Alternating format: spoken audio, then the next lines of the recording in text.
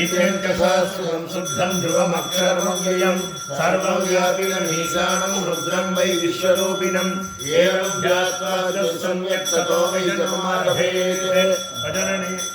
भजनने ब्रह्मा तिष्ठतो पादयोर्विष्णुस्तिष्ठतो हस्तयोर्वरस्तिष्ठतो बाहुवोरिन्द्रस्तिष्ठतो जठरे अग्निस्तिष्ठतो हृदये शिवस्तिष्ठतो कण्ठे वसवस्तिष्ठतो वक्त्रे सरस्वती तिष्ठतो नासिकयोर्वायुस्तिष्ठतो नयनयोः चन्द्रादित्यो तिष्ठेतां कर्णयोरश्विनो तिष्ठेतां ललाटे रुद्रास्तिष्ठन्तो मूर्ध्न्यादित्यास्तिष्ठन्तो शिरसि महादेवस्तिष्ठतो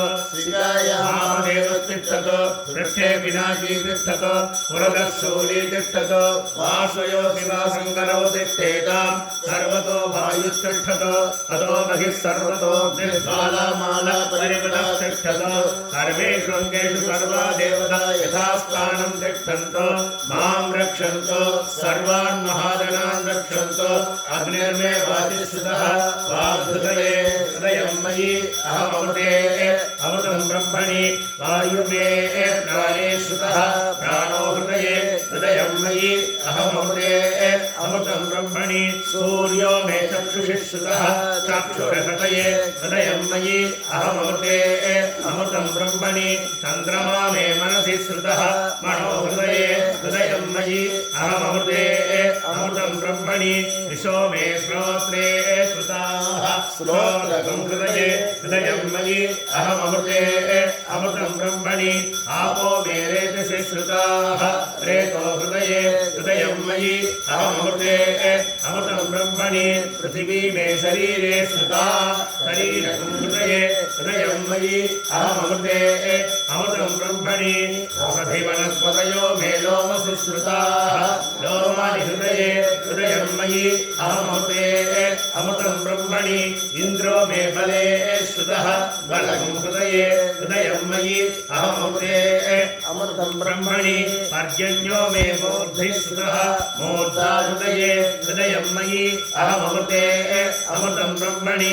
ईशानो मे मन्यो श्रुतः मन्योर्हृदये हृदयं मयि अहममृते अमृतं ब्रह्मणि आत्मा आत्मनि श्रुतः